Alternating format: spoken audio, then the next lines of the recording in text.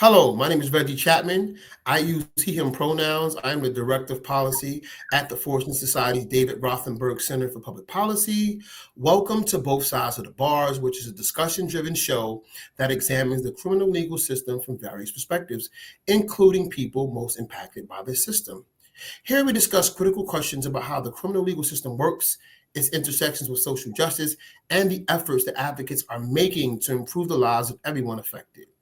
We ask that you, the viewers, spread the word about both sides of the bars and share your comments with us on Twitter, also known as X, at Fortune SOC.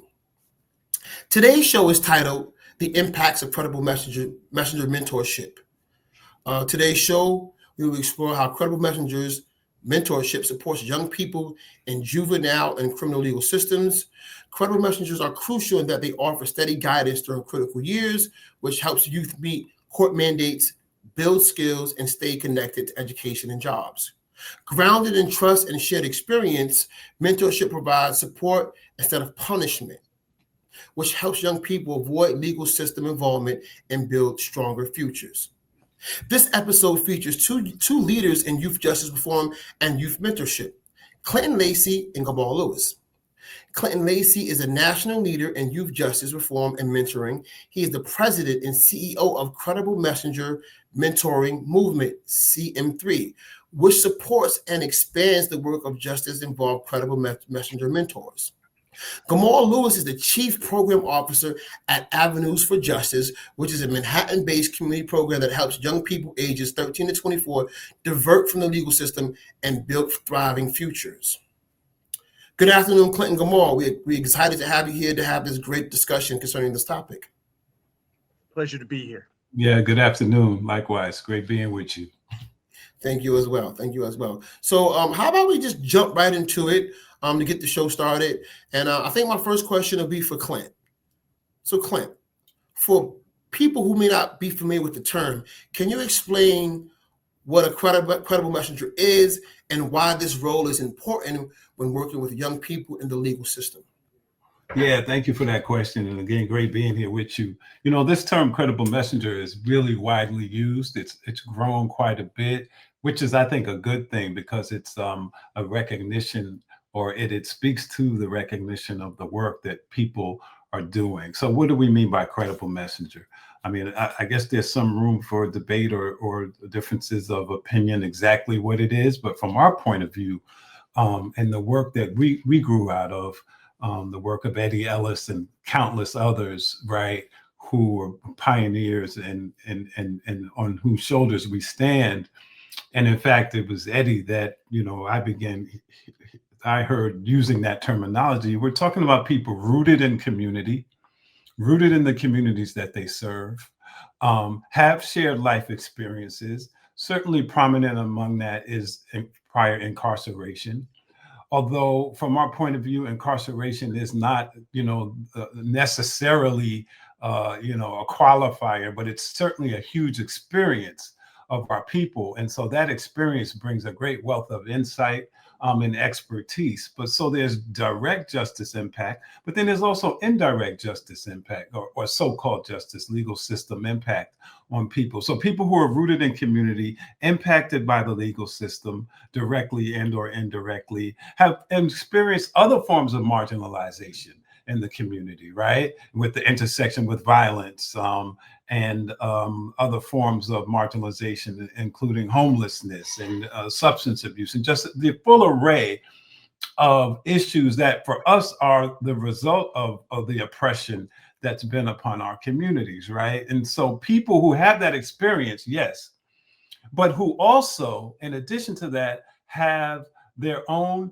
narratives of healing, restoration, and a conscious decision to be leaders in the community, to promote healing of others being impacted, but also to promote transformation of the very system itself. So for us, credible messengers are people with lived experience, but people who have, through their own process of healing and restoration, committed themselves to healing the village and transforming not just the village that's suffering, but transforming sick systems that perpetrate or continue to perpetuate the injustices upon our community. So that's what we mean by credible messengers.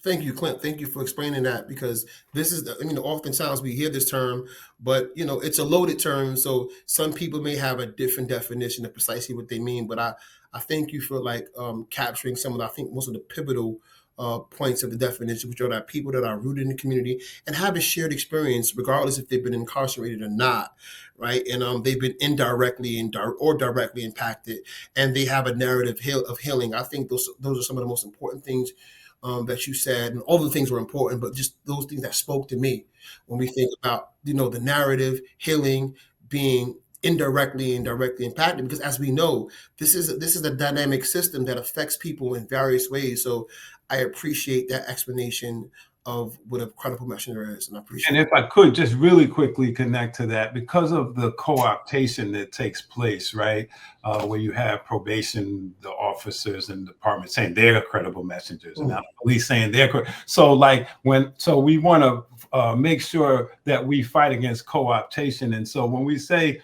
it's not necessarily someone who was incarcerated, this is not to marginalize that voice, right? Because that's been the most marginalized voice. So that's still the prominent experience for many people. But what we're saying is that it's also a wider circle of people who have the credibility through their lived experience and the commitment to the community and the commitment to transform systems. So I just wanted to be clear when we say that it's an expanded view of it, but it's also mindful of fighting against the co-optation where it loses all its meaning, because now everyone's credible messenger, right? And that's not what we're saying. Absolutely. I appreciate you for that clarifying point. Very, very important. Co-optation is very, very, it's a threat to what we do. So I thank you for highlighting that and making that clear for us. Thank you, Clint. Yeah. So my next question is for Gamal. Gamal, Avenues for Justice supports young people at vulnerable moments. And we know that mentorship is effective in helping them stay on track. Are any of your mentors, do any of your mentors have lived experience? By that I mean, are they credible messengers? And if so, does that make a difference in how they're able to reach kids? Thank you once again for that fine question. And yes, Avenues for Justice basically is based, their foundation is based off of credible messengers. And the reason why it's so important, and yes, our court advocates / credible messengers, they have that lived experience that can connect and communicate with our young people. We know today in today's society, everything is very quickly. You have to gain people's attentions, our young people's attentions very quick. And so one way that we can do that is by lived experience. In fact, our founder, Angel Rodriguez, when he first founded Avenues for Justice, he made sure that those who worked with our young people lived within the same community. Thus, there's a touch point there. And so we continue that even now, making sure that, as was mentioned by Mr. Lacey, that there is community, that there's lived experience, and thus our young people are interested in that. Because you lived through that. How can you help me? And then also the way that we're able to communicate. There's no talking down to and the like. Rather, we're working together as far as making that work. And so we've seen success in that regards, as far as having credible messengers on staff, working with our young people throughout the whole entire process. That's another thing that's interesting about Avenues for Justice. We have credible messengers or court advocates work with that young person and their families, not only through their mandate, but even beyond. And so that builds that trust, that communication, that bond that is so much needed within our communities, and thus being very effective. Thank you, Gamal. Thank you. I appreciate that. And you said so many things that were like inspired me that I want to speak to. Several things are with this idea of this connecting and communicating, and that the person who has a lived experience is able to do that. They're not talking down to them; they're connecting to them. And I appreciate you explaining that to our viewers, because I consider myself to be a credible messenger as well. In my humble experience, one thing that I learned about young people is that oftentimes they feel like people in positions of power don't understand them. And so what I think what a credible messenger does is that allows them to connect in a way, say, I understand you. And then once the young person believes that you understand them, they're able to open up and you're able to make that connection. You also spoke about something I think is very, very pivotal, and that other people, I think this the nation itself need to take notice, this idea of working with the families. I think that is super ultra important when we talk about helping justice impacted youth, working with the families and creating that bond so that like they can get all the services and everything they need. Because oftentimes a lot of the problems originate, in the home per se, right? And so they're not originate at least, but have some connection to issues within the home. So I think that Avenues for Justice is doing a great job in that they're actually connecting to the family structure. I appreciate that. And so my next question, again, I'm going to go back to Clint. My question for you is that you've been a national leader in advancing credible messenger models. How do credible messengers uniquely reach young people in ways that traditional justice actors often cannot? Yeah, thank you. And I think that's exactly what Gamal was speaking to in the work that they're doing and that's happening around the country. It is that connection. It is the credibility of a shared experience, of a common language, right? Of common cultures, right? Of the lack of judgment, but an understanding and ultimately a love, right? A commitment. Like we're fortunate that this work now we're able to create organizations, and we struggle for funding to fund this work so people can earn a living and pay their bills while they do this work. But overall, this work is still personal. It's still family, right? It's still about social justice for our people, right? And that's unique. That's different than systems for sure. And it's even different for some organizations who are not really rooted, right? And this is not to attack any particular organization, but that who are not rooted or have staff and leadership and people involved who are rooted in community, who share that experience. So what's special and unique about it is that it's a reflection to young people of not just who they are, but who they can be. That this person has themselves a narrative of healing and restoration, right? And empowerment. And now together they're walking that path. For me, credible messenger work speaks to and uniquely reaches young people, our young people and our families, because it is the village that the proverb says it takes to raise a child, right? So really credible messenger work for us is an example of a paradigm shift that says that we're fighting for, that says, it doesn't take a probation department to raise a child, or a court or a jail or a prison, right? It takes a community, a village, people who love you, who know you, who understand you, and who will be there with you, not just 9 to 5, right? But like throughout, right? Around the clock type of experience. So it's a very different approach to growth, development, guidance, right? That all young people need, and particularly our young people who are in crisis these days. And so, this work is certainly proven to be greatly more effective, without the harms of the so-called legal justice system's approach, right? With greater outcome, with lasting outcome, right? With a strengthening of young people, of their families, and of the community. And so it's demonstrating that the village can do this, right? Like if it has the resources and the time and the capacity. And I think that's what our work is about, building the capacity of credible messengers and related healers and supporters in the village, right? To take its rightful place as the leaders of this work, in the lives of young people. So it's really the credible messengers for us are shifting the paradigm, like the substance of a transformed system. Like if we need to dismantle a harmful failed model, what is it that we're building? And I think that this work that's being done is demonstrating a good part of what we need to build in terms of ways of supporting our young people and our families.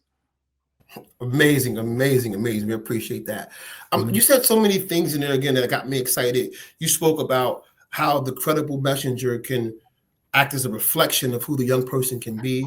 You also spoke about like a paradigm shift, and just as importantly, this idea of community, this idea of a village to raise a child. I think that's so essential when we talk about role modeling and just being there for young people and being able to provide them resources at any given turn. And I appreciate that for providing that insight, because I believe in that as well. I believe that it takes a village to raise a child, to raise anyone, not just child, but just so that everyone can flourish and we can all assist each other. So I appreciate that very much. My next question is for Gamal. Your program has been rooted in Harlem and the Lower East Side community for decades.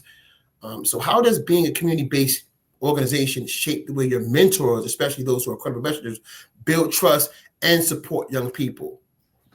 Well, first of all, the credible messenger is nothing new. We've had this within our communities for years. Yes. Parent or someone, oh, I know somebody, come and talk to my child. And it's really a community. And so same thing with us being within our communities. We've been in there for decades. So parents know us, grandparents know us. The young people know us. One of the interesting things that I see daily is our young people that we're actually working with as credible messengers, they bring their friends because they know they have that confidence and trust that they're telling the true story that's going on. They've lived it, and they've lived it in the same place that we have. And so I think it's essential that organizations and those of credible messengers come from those communities, because it gives that community that we were talking about earlier. And so we're happy that we're able to do just that within the Lower East Side in Harlem. And then those who live in the Bronx and Brooklyn and the like, we have those that have worked there, lived there, that can get their experience as well and help these young. Well, you mentioned something that was very, very important. You said that oftentimes the kids will bring their friends to the centers. Can you elaborate on that a little bit? Because I think that's one of the, we talk about the existential or like the secondary effects of just having a kid exposed to the resources that Avenue for Justice may have, and then that kid being able to invite someone else to that resource. Can you speak on that a little bit? Absolutely. In fact, some of our young people have been mandated, so they have to go. And so once they go, they begin to see the atmosphere. They begin to realize that the credible messenger really cares about them. And so with that being said, they tell their friends. It's not often that various ones will tell their friends to come to their program. And so we accept them because that's part of the community. And we're able to give that wisdom, that lived experience, as it were, to these young people, whether they have a mandate or not, whether they are going to be with us for a short period of time or much longer. And whatever they might need, we're going to provide that assurance, that encouragement, and that advice. All the things that a credible messenger does. Appreciate that. I think that's amazing work. I think that is amazing work because, again, I think that what that does is it speaks to this idea of prevention, right? You don't want to wait until a child's in dire straits before you can provide the resources. In this particular situation, when you have a child that's in the program that's able to bring someone else into the program, I think what happens in this particular instance is that Avenues for Justice kind of functions in the preventative service as well. So I definitely appreciate that. And my next question, I want to go back to Clint. You've helped take the mentorship model that started in local communities and brought them to more places across the country. What lessons have you learned about building that support and structure needed to grow these programs, considering all areas and cultures are not the same? Wow, that's a great question. Right. So the importance of respecting that very point you just made in your question, the diversity, ethnically, regionally, what are the particular dynamics in the community, right? So one thing that we know is that credible messengers are in all communities. Wherever there's marginalized people, there's credible messengers. As Gamal said, like this is not a new phenomena. We're taking the baton and continuing the race, right? Like Eddie Ellis and others took the baton. Like Malcolm X was a credible messenger. We didn't use those terms, right? And people before him who suffered the depths of that system, like in the belly of the beast, but who came out, right? Healed, renewed, and became a healer, teacher, educator, leader himself, right? So that model is there for us. And so everywhere we go, when I left New York and came to DC, to lead DC system, we knew that there were credible messengers here. We just hadn't met them yet, right? But when we came here, our outreach was to the community to learn, and knowing that there were people out there doing the healing work, doing the building of trusting relationships. So there's a respect for that process, but and of meeting people where they are and helping to build their capacity to do what they do, because this work is happening. Some people have used the term community mentor, peace warrior, right? Different types of terms before credible messenger was even a term that's taken this level of use, right? But it is that same thread of love, of understanding, of creating safe space for young people where they can begin to discard some of the masks and some of the outer armor that they've acquired through their trauma and oppression and start to live and pursue the things that they deserve and are worthy and capable of. And so that's universal, right? But while that's universal, there also is a respect for the particular culture, the language, the history in a city, in a neighborhood. Like all of that is so important that we respect that. So in our work around the country, it is just that, like respecting, understanding, and saying, what is it that we can share with each other? How can we connect the dots amongst our brothers and sisters around the country doing this work? Many using the word credible messenger, maybe some not using that terminology. So it's brought us to working with the indigenous people in parts of this country, in South Dakota. It's brought us to, the barrios in parts of California. It's brought us to parts of the Bronx and Queens, like Chicago, like all over the country, with this diversity that you speak of, right? Which is to be honored and respected. But it's also a process of then how do we build the capacity to support the work universally and come to know each other, right? And not be siloed because of our diversity, but actually form more of a collective, which is something that's happening. It's happening as we speak. And so that's really, I think, what's really important. It's the respect for culture and diversity, and then bringing it together, because we're stronger together than we are, apart, of course. I totally appreciate that perspective, and kind of I want to use that to transition to something I want to speak to Gamal about. So Gamal, I understand that Avenues for Justice has 2 centers, I believe, one in Lower East Side and one in Harlem. And speaking to something Clint said about this idea of like cultural diversity and not working in silos, does Avenues for Justice work with other organizations? And if so, what type of programming do they do? And do you notice that there's a difference in, or like, has the program become more robust when it comes to like partnering up with other organizations and or programs? Yes, as was established earlier, Mr. Lacey said it perfectly. It's a community. We have to work together. Nothing can be done alone. And I'm a big proponent of other organizations are doing great work. Why not partner with them? And so, because it's all for the benefit of the young person that we serve. So Avenues for Justice definitely works with organizations throughout the city, particularly those within the communities that we are established in. Well, why? Because there's that familiarity, not only with that young person, but with the parents and those within the community they can get back.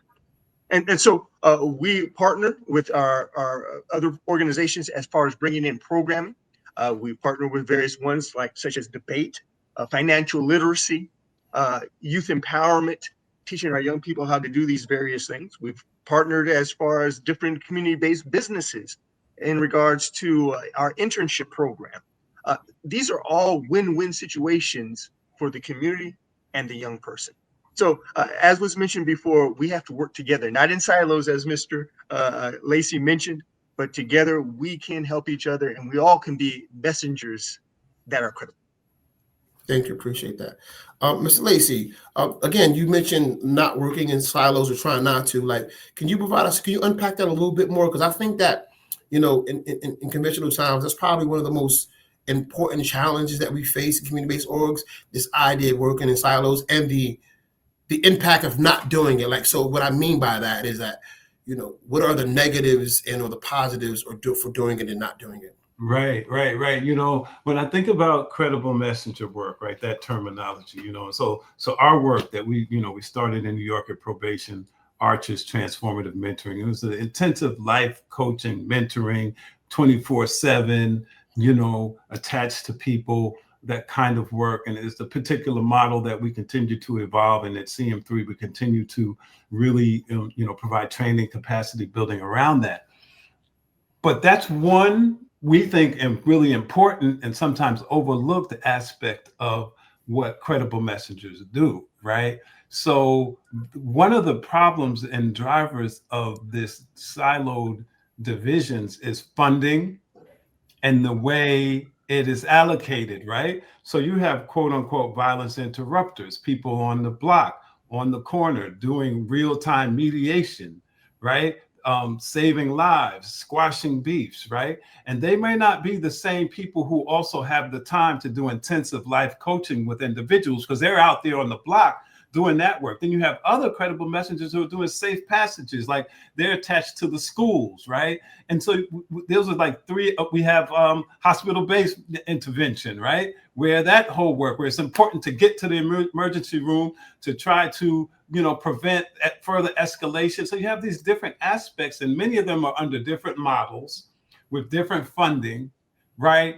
And so creates like silos. And some organizations do more than one thing. Like these organizations, and it's not the people on the ground doing the work, but they're not really set up for collaboration, right? Does the violence interrupter know the hospital base? Is the hospital base connected to the long-term 24/7 life coach who's going to be with me for the next year of my life, right? So like bringing that together is up to us, because the way funding is rolled out, many times it's not done with the greatest of understanding of what the work is, right? It's rolled out by the powers that be to say, hey, we got to stop this violence. We got to address these issues. There's some understanding and appreciation for credible messenger work, but not a deeper understanding that this is a holistic approach.